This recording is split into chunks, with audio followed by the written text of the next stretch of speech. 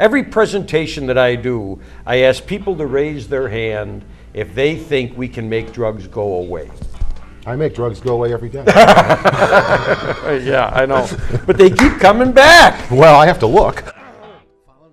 The reality is that at Kiwanis clubs, Rotary clubs, Lions clubs, never does anybody put their hand up.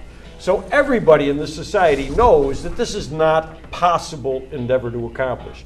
It is, when you name something a war on something, the only way you can have victory is to totally defeat the enemy.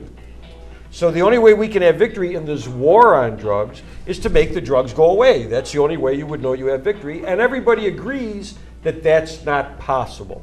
And what we at LEAP try to do is bring the focus to, in this endeavor, what we have created is violence and crime in our society that need not exist, except for the fact that we're choosing a policy of prohibition over a policy of regulation and control.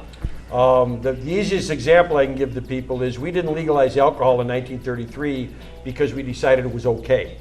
We legalized alcohol in 1933 because we realized that alcohol didn't create Al Capone. Prohibition of alcohol created Al Capone. And legalizing alcohol didn't solve our alcohol problem, but it put a big dent in our crime and violence problem. So now, Peter, I wanted to ask you, because you were talking about all the places that you were speaking, what kind of response are you getting? I mean, are people actually understanding what you're presenting as far as do they think that we can make some kind of a change here? Well, to the point that roughly 25% of the people that I speak to sign up on the spot for LEAP, okay? And these are, again, Rotarians, Kiwanins, Lions, you know, these type of organizations. And that's on a general overall average. I did a presentation today. There were 27 people there and 9 of them signed up, so that's almost 30% of that group signed up. In fact, I'm not going to out the particular place I was at, but one of the people that signed up was the sitting police chief of that community. Okay, so people get it once it's explained to them. The problem is because of the way this has been sold to us by the government, we look at this as the drug problem, as if it's one thing. And there's really two things. One is the use and abuse of these drugs. And the other thing is the crime and violence that's attached to the distribution system. Now, I'm an old cop. I'm not a medical person. I don't really have any answers for the drug problem. Okay, talk to the treatment people, talk to the people that deal with that stuff, talk to the people that use it and learn about it and stuff like that to find out what we should do with that. But I sure, as an old cop, know what to do about the crime and violence. And we are financing gangsters on our streets by giving them this marketplace. We have turned it over to them. And this is a foolish thing for us to do. And it's, again, I make the comparison between alcohol prohibition and now. That's why we're law enforcement against prohibition, because we identify the seed problem here as being our policy choice of prohibition over a policy choice of regulation and control. See, identified the seed problem with Mexican seeds. Go over something a little better. But as far as the differences in over here as opposed to other countries, I spent 5 weeks in Amsterdam last year, and in Amsterdam there's like 3 or 4 coffee houses on every block. Step into any one, buy your marijuana, smoke it. I see no problems, no violence, no crime. You know, it's unbelievable. And if we could follow like any of the systems that have been set up in other countries, as far as like clean needle exchange, a government issued heroin, these people in other countries, they get their government issued heroin, they shoot up with a clean needle, they go about their jobs and their lives, and it's not a crime.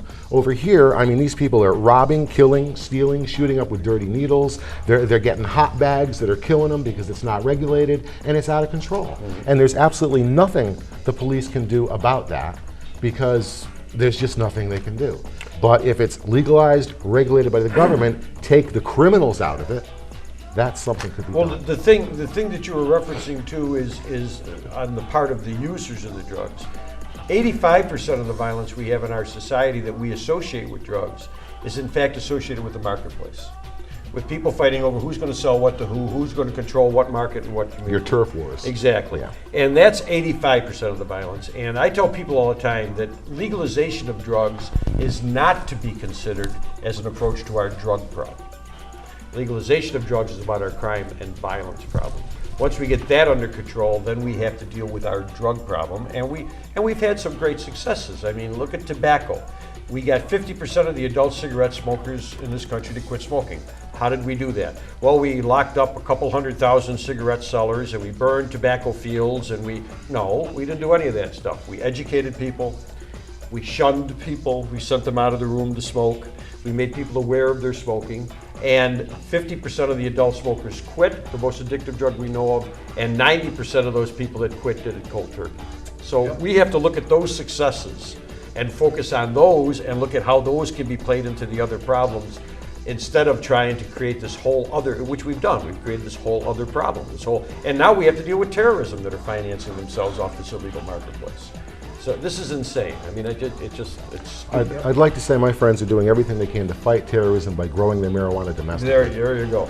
I'd like to bring up a current event, what's going on. Good old King George has decided to stay the course in the war on drugs in Colombia. Now, the money that's being spent on the war on drugs in Colombia is only second to the war in Iraq, folks. I think we're putting about $617 million more down into Colombia. And what's happened in the past year down in Colombia, folks, is you gotta understand, we're sending all this money down there.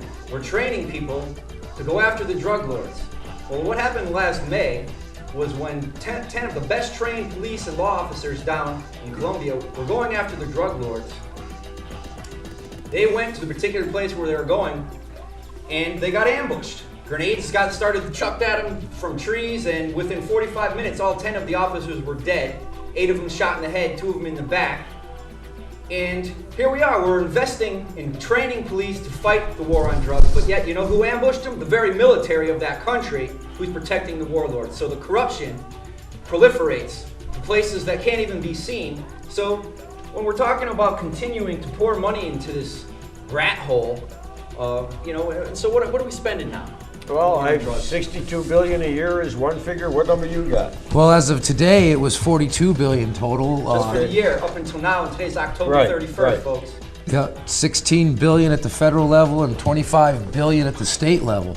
Yep. So that's $500 million per state, folks. And We just supposedly 3,000 people a year die from the cocaine that comes from Colombia for whatever reasons. And this is why we continue to pour the money into this war down in Colombia. But what's the result in Colombia? We go spraying in the fields, and it contaminates the food and the water for the people down there. And our government has actually tried to subsidize the cocoa growers by encouraging them to grow bananas, but there's no market or no way to get them out of where they're growing the crop to a market. And so the crop usually rots, and our government never follows through with the subsidy to the people who are growing the crops. So it's a bunch of shenanigans. That's why we're here. We're putting the middle finger on it so that you people can begin to see, if you haven't already woken up to the fact, that this war on drugs is a hoax, and it's a way to use the ignorant in our society, the unknowing about what the war on drugs is all about, to continue to incrementally ratchet the police state, militarize our police, to supersede posse comitatus, which is supposed to separate the military from the civilian police. So, folks, this war on drugs is much more than a war on drugs, and this is the point that we want to drive home. Any comments over there, fellers? I do. You talked about spraying. Back in the 1970s, the government sprayed a herbicide known as paraquat on the marijuana in Mexico. And of course, Mexican farmers saw this spray coming and knew their crops were lunch meat. And of course, they're growing this pot to feed their families. They harvested it, they sold it. Now, the problem with paraquat sprayed marijuana was if you smoked it, it gave you an incurable lung disease and killed you. Normal, NORML.org on your computer, they managed to get injunctions and stop the spraying of paraquat. Now, the reason I bring that up now is because just this last year, something came into my email. There was petitions all over online to stop the government from again spraying, this time in Colombia.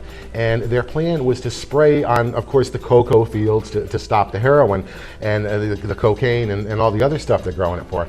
And what the government didn't tell you with this, first of all, was that about 75% of the crops over there are for legal drug production for hospitals. But the other thing they weren't mentioning was the spray that they wanted to use this time was so dangerous to the environment. The EPA and the DEA both spoke out against using it. Fortunately, this spraying has not happened, but it just goes to show, I mean, the government, they just don't think it out. You know, it's like they're going to go in, if they're going to spray the crops in Colombia, and these are legal crops to some degree that are used to produce drugs for our hospitals, well, first of all, what are they going to do to the economy over there, to the people that are depending on these crops? And what are they going to do to the prices of the legal drugs that we need over here?